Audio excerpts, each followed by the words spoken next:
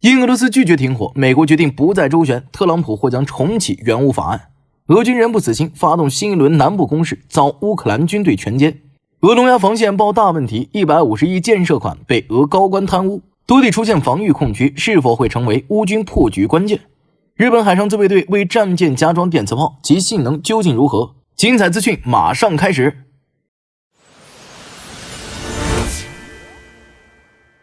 复活节前夕，本应是和平与团结的时刻，俄罗斯总统普京却在虚伪的人道主义幌子下宣布对乌克兰实施短暂的复活节停火。然而这场被美化的善意姿态举措仅维持了不到24小时，便在炮火声中化为泡影。乌克兰总统泽连斯基在复活节讲话中表示，邪恶可能还会持续许多小时，但正义终将迎来属于他的一天。美国国务院在4月20号明确表示，欢迎任何持久停火的努力，但同时强调俄罗斯方面的停火缺乏诚意与执行力。事实上，俄军在停火当日仍持续对哈尔科夫和顿巴斯地区进行炮击。乌克兰国防部指出，俄方多次利用短暂停火的名义进行战术重组与火力调整，而非出于人道主义目的停止敌对行动。可以说，这场短暂的停火秀只是俄罗斯外交上的一种表演。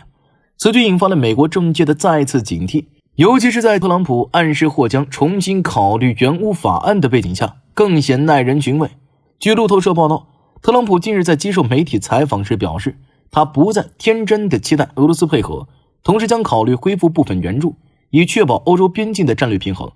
这是特朗普近年来首次松口支持重新评估乌克兰问题，表明他对俄罗斯的不信任情绪正在急剧。事实上，美国国会多名共和党议员也日益倾向支持重启对乌援助，尤其在俄罗斯日益加强对乌克兰能源和民用基础设施攻击的情况下，援助的重要性再次凸显。特朗普的转向很可能是基于现实政治的考量，俄罗斯的拒绝合作已使美国在国际社会中多次陷入被动，而不援助乌克兰的立场则被盟友看作是退缩与妥协。值得注意的是，本月初美国与乌克兰刚刚签署一项关键矿产资源合作备忘录。根据公正与安全媒体网站的披露，该合作旨在加强双方在电动车电池、军事科技与能源安全等方面的战略协同。在当前全球供应链日益碎片化的背景下，乌克兰丰富的锂、钴等关键矿产资源将对美国科技产业与军工战略形成有力支撑，这也是美国不能放弃乌克兰的重要现实基础。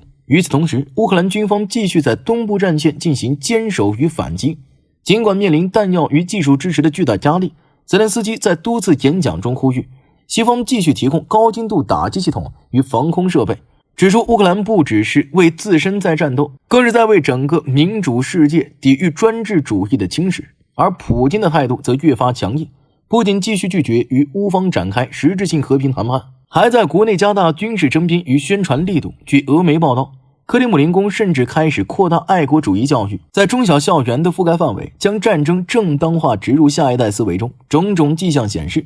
俄罗斯并没有任何结束战争的意图，反而在为一场更长远的对抗做准备。在这样的背景下，美国必须做出明确选择，是继续在调停者与旁观者之间徘徊，还是重新承担起自由世界的领导责任。从白宫到国会，从五角大楼到企业高层，越来越多的声音正在共识化，不能再把俄罗斯当作理性行为体，更不能再低估乌克兰为全球安全秩序所做出的巨大牺牲。若特朗普真的重启援乌法案，这不仅将标志着美国战略态度的重大转变，也意味着对乌克兰抵抗精神的重新肯定。在战争的漫长冬夜中，乌克兰所需的从来不仅仅是同情，而是实实在在的支持与承诺。泽连斯基说，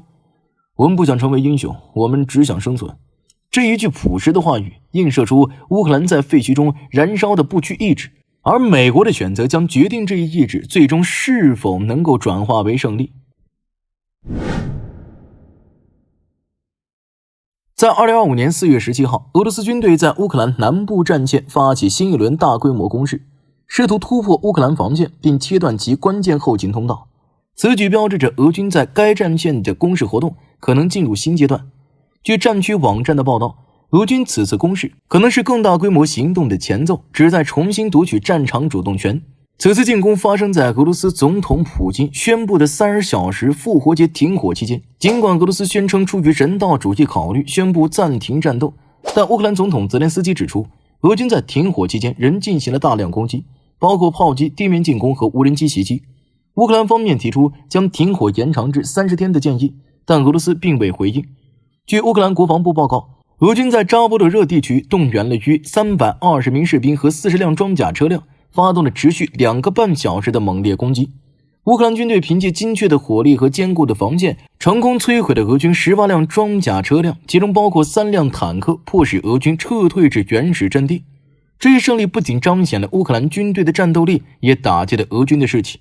然而，乌克兰军队展现出卓越的防御能力，不仅成功击退了俄军的进攻，还对其造成重大损失。乌克兰总统泽连斯基在复活节期间指出，尽管俄罗斯宣布了30小时的复活节停火，但实际上俄军仍在多个前线发动攻击，包括59次炮击、5次地面进攻和数十次无人机袭击。乌克兰方面提出将停火延长至30天的建议，但俄罗斯并未回应。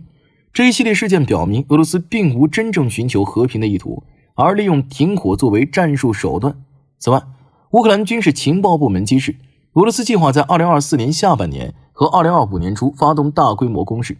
但乌克兰通过情报手段及时发现并采取了相应措施，成功挫败了俄军的计划。这一情报战的胜利进一步巩固了乌克兰的防御态势。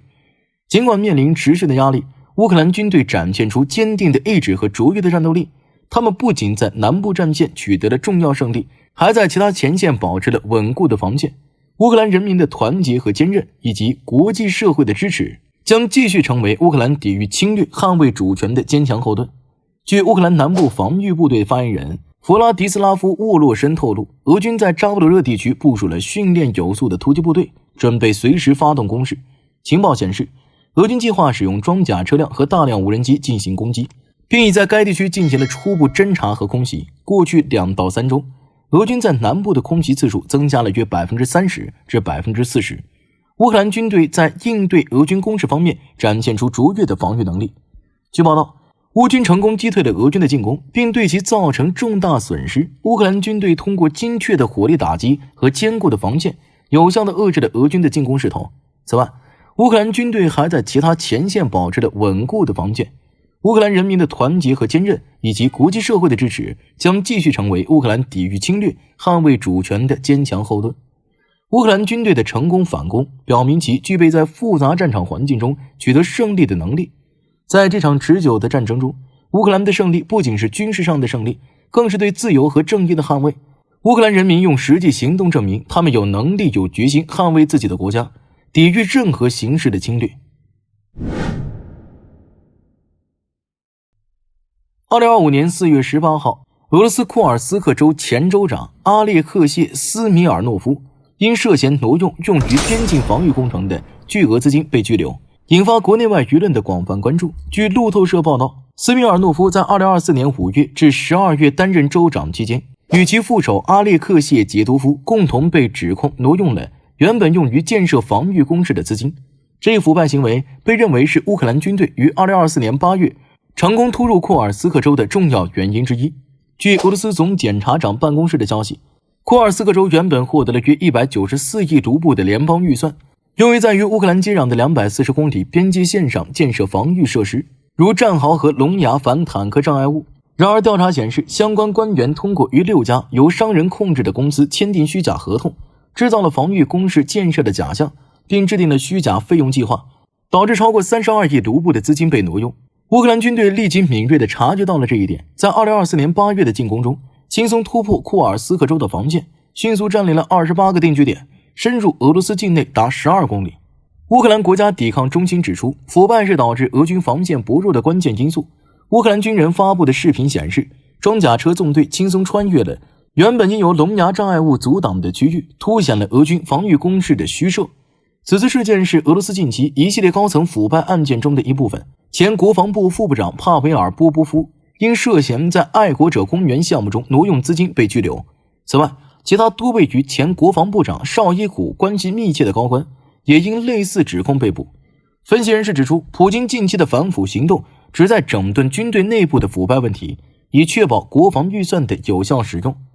乌克兰方面认为，俄罗斯军队内部的腐败和管理混乱是其战场上屡遭挫败的根本原因。乌克兰军队在面对俄军防线时能够迅速突破并取得战果，正是得益于对敌方弱点的精准打击和自我的高效组织。乌克兰政府强调，将继续加强军队建设，提升战斗力，以确保国家安全和主权完整。总之，库尔斯克州边境防御工程的腐败丑闻，不仅暴露了俄罗斯军队内部的严重问题，也为乌克兰军队的成功进攻提供了机会。在未来战争中，乌克兰将继续利用敌方的弱点，巩固自身优势，争取最终的胜利。2025年4月18号，日本海上自卫队在舰艇上成功测试了电磁轨道炮，标志着其在高超音速武器防御领域迈出了重要一步。这一成就不仅体现了日本在尖端武器研发方面的进展，也对亚太地区的战略格局产生了深远影响。据海军新闻报道，日本防卫省的装备技术与后勤机构于2023年10月首次在海上自卫队舰艇上成功进行了电磁轨道炮的实弹测试。该测试使用了一门40毫米口径的圆形电磁炮，发射速度达到每秒2297米，展示了其在拦截高超音速导弹和其他空中威胁方面的潜力。随后，为了加速电磁炮的实用化，日本政府在2022财年投入了65亿日元用于相关研究，并计划在2023财年追加160亿日元的预算。此外，日本还派遣防卫省官员前往美国海军，借鉴其在电磁炮研发方面的经验，以推动本国项目的进展。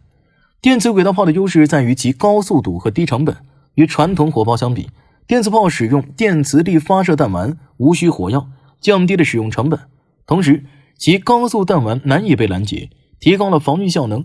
然而，电磁炮的实用化仍面临诸多挑战，如电源系统的小型化、轨道的耐久性以及射击精度的提升等。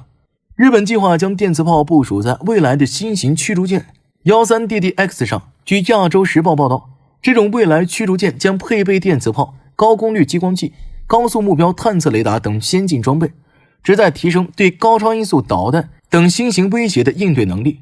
日本在电磁炮领域的突破，对亚太地区的安全格局产生了重要影响。在面对日益复杂的安全环境和高超音速武器的挑战时，电磁炮的部署将增强日本的防御能力，并可能对地区的战略平衡产生影响。总之，日本在舰艇上成功测试电磁轨道炮，标志着其在高超音速武器防御领域取得了重要进展。尽管仍面临技术挑战，但随着研发的深入，电磁炮有望成为未来海上防御的重要组成部分。好了，以上就是本期视频的全部内容，我是大兵，我们下期再见。